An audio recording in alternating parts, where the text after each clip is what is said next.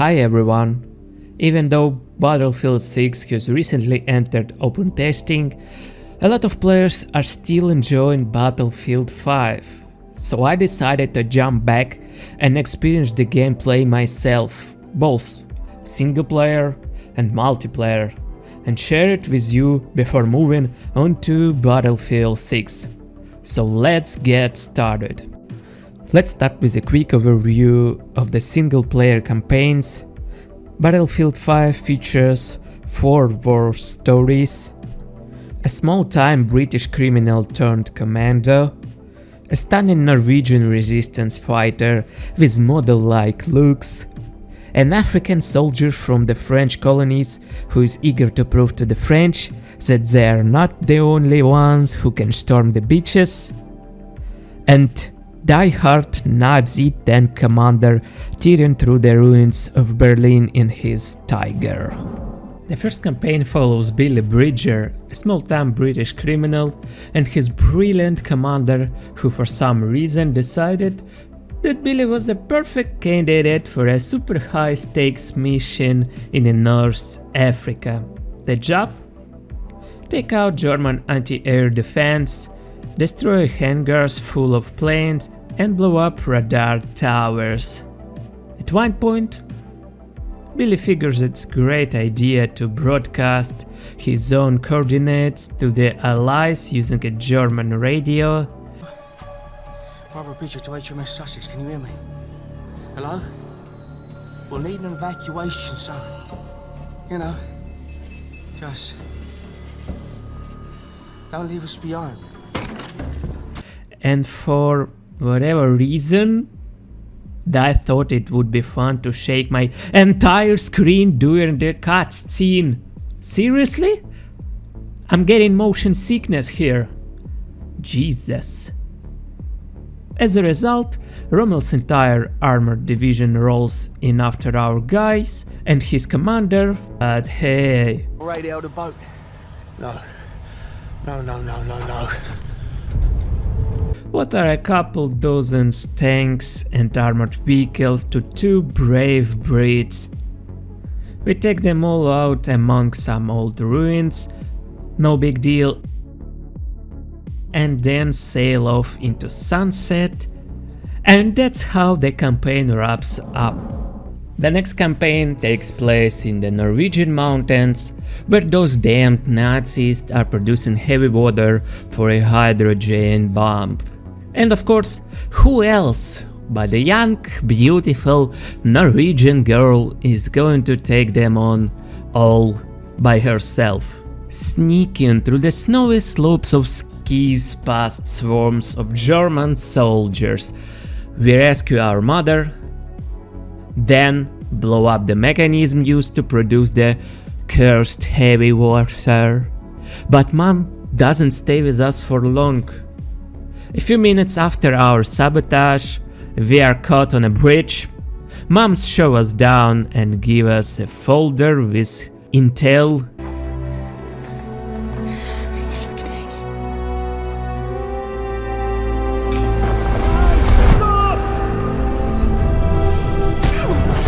How we survived that, I have no idea.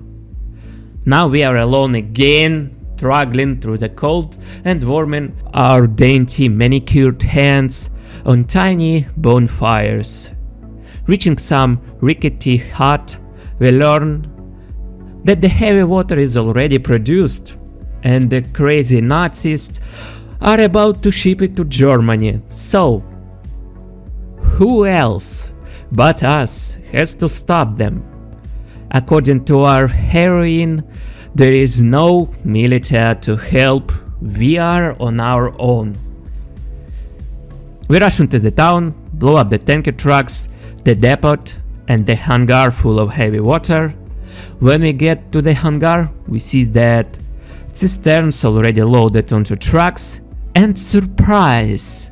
Our mother is somehow still alive. Looks like that one Nazi has feelings for her. So, of course, we kick off another massive fight. In the end we are captured, but Mom grabs a grenade, throws it into the last cistern and blows up herself, up along with a U-boat What happens to us afterward? I don't know. The campaign ends there. The third campaign takes us to France, where we play as Senegal soldiers, colonial troops the French basically decided to use as a cannon fodder.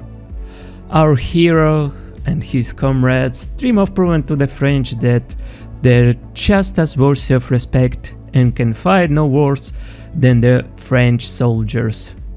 But instead he gets handed a shovel and sent to dig trenches. The campaign begins with the brutal battles in French villages, where we storm Germans' fortifications, push through machine gun fire and tanks. The atmosphere is intense, blood, mud, and plenty of Nazis who clearly aren't happy to see us. In the finale, we climb to the top of the hill that even the best French troops couldn't capture, and from there you see a wide view of France, a symbolic moment showing the colonial soldiers also shed their blood for this land. But instead of gratitude, what awaits them is oblivion. They even get erased from photos where they once stood next to the goal. Still, our main character says he remembers everything and remains proud of his people. The last campaign takes us into ruined Berlin, where we actually play as the Germans. Yes, that's right. This lets you experience what it's like to be a Nazi commander behind the controls of a massive Tiger tank.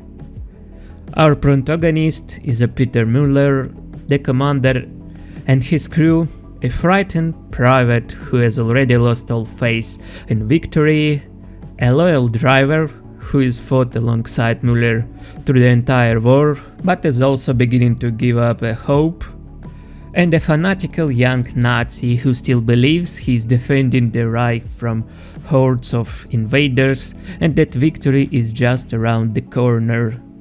Müller himself tries to hold onto some shred of belief, even as everything around him crumbles. The streets are reduced to rubble, the Allied forces are pushing hard, and we are desperately fired back, destroying endless waves of enemy armor. The campaign is atmospheric, but undeniably tragic. The crew slowly realizes that this is the end, and the all of propaganda about the Invictable Reich was nothing but lies. Still, they fight to the last on their Tiger, surrounded by the ruins of Berlin. And of course, it all ends in tragedy. The tank is destroyed, Müller accepts his fate along with the collapse of Germany, while only the young fanatic keeps on fighting, still convinced victory is near. And honestly, this was campaign I enjoyed the most. Now, let's move on to the multiplayer. Battlefield 5 offers a wide variety of multiplayer modes, where everyone can fight something for themselves, from large-scale battles to more tactical fights in smaller squads. Here are the main modes. Conquest, the classic of the series. Two teams fight for the control of large maps with several strategic points. The more zones your team holds, the faster the enemy's resources are drained. This is the main and most large-scale mode of Battlefield. Breakthrough, one of the most popular modes among fans. Here, one team attacks while the other defends. The map is divided into several sectors, and the attacker's goal is to gradually push forward, driving the enemy out of each defensive line. This mode is designed for intense combat and perfectly demonstrates how crucial teamwork is. Without coordination, you won't get far. Team Deathmatch, a true classic of online shooters. Two teams, one goal: eliminate the enemy as many times as possible. No capture points, no vehicles, just pure gunfights, speed and reflexes. Perfect for weapon practice or quick matches between longer sessions. Grand Operations. This is probably the most epic mode in Battlefield 5. The battle is divided into several days, means rounds. each taking place on different maps and under different conditions. The first day might be paratrooper landing, the second an urban assault, and the third a desperate final defense. Your performance in one day affects the next. If attackers lose, they will have fewer resources. If they win, they will gain bonuses. And if, after several days, the score is tied, the match enters final stand, where there are no respawns and only one side can emerge victorious. Grand Operations is Battlefield at its purest, massive, cinematic, and filled with the true feeling of war.